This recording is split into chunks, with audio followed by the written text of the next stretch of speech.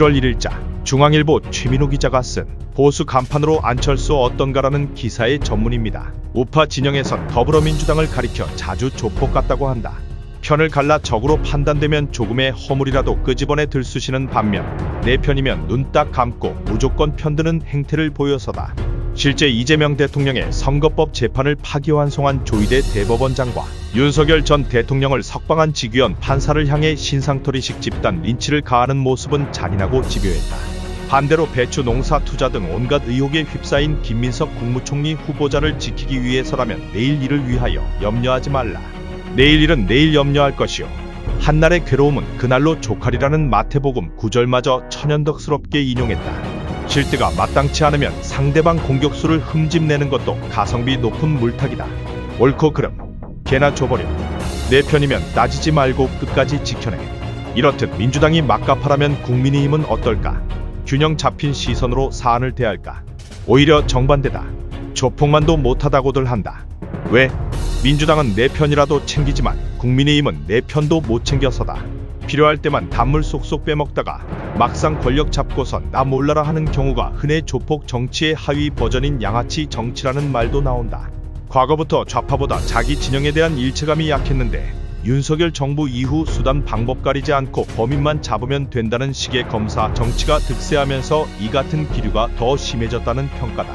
우파 생태계를 정착시키지 못하고 제도권 권력만 추종하는 천박함에 대한 비판은 그간 진영 내에서도 꾸준히 제기돼 왔다. 특히 윤 정부에서 대표적 희생양 중 하나로 꼽힌 이는 안철수 의원이었다. 그는 3년 전 대선 막판 극적인 단일화로 윤 정부 탄생에 적지 않은 공을 세웠고 그 덕에 인수위원장도 됐지만 그뿐이었다. 장관을 한 명도 추천하지 못한 채 팽당했다. 2023년에는 당대표 후보로 출마하면서 윤한연대라며 윤 전 대통령과의 원만함을 표현하자 대통령실이 직접 나서 도를 넘은 무례의 극치다. 국정 운영 방해꾼이자 적이라는 험한 말까지 쏟아내며 찍어 눌렀다. 창업 공시는커녕 적폐 취급이었다. 안 의원은 12.3 계엄 초창기부터 윤 전 대통령 탄핵 찬성 입장을 줄곧 유지해왔다. 국민의힘 주류나 지지층과는 다소 동떨어진 독자 행보였음에도 윤 전 대통령 파면 이후 국민의힘 대선 후보로 출마해 4강에 오르는 저력을 발휘했다. 반전은 최종 대선 후보로 김문수가 선출된 이후다. 안 의원은 자신과 정치적 스탠스가 가장 먼 강성 반탄파 김문수가 대선 후보로 선정됐음에도 두 팔 걷어붙이고 지지 유세를 펼쳤다. 정계 은퇴 운운하며 미국으로 떠나고 자당을 향해 저주를 퍼붓는 홍준표 전 대구시장이나 여러 조건을 달면서 돕는 건지 안 돕는 건지 엉거주춤한 한동훈 전 대표와 달랐다. 심지어 안 의원은 본인과 앙숙인 이준석 후보를 직접 만나 단일화를 촉구하는 장면까지 연출했다. 우파의 약한 고리라는 자기를 희생하며 대의를 따른다를 몸소 실천한 것이다. 안철수의 재발견이란 말이 나온 이유다. 국민의힘은 차기 지도부를 선출하는 전당대회를 8월에 열 공산이 크다. 당내 최대 지분을 가진 영남권 의원들 상당수는 한 전 대표가 맞득자나 그에 대한 대항마를 찾느라 골머리를 썩이고 있다고 한다. 이참에 안 의원을 내세우는 건 어떤가? 물론 공감 능력이 떨어진다, 로봇과 얘기하는 것 같다 등 안 의원의 역량에 대해선 의문부호가 있는 게 사실이다.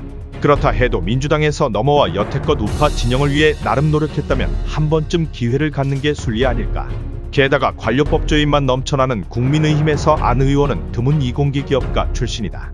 AI 시대 우파 혁신을 위한 카드로도 그럴듯해 보인다. 무엇보다 달면 삼키고 쓰면 뱉는 양아치 정치를 이제는 청산해야 하지 않겠나. 이상이 기사의 전문 내용입니다. 국민의힘 지지율 20% 시대, 친윤과 친한으로 나뉘어 싸우는 모습에 진절머리가 나서 떠나가는 중도와 보수를 보면서 이 시각 진정으로 당을 살릴 수 있는 사람이 누구인지 살펴봐야 할 때입니다.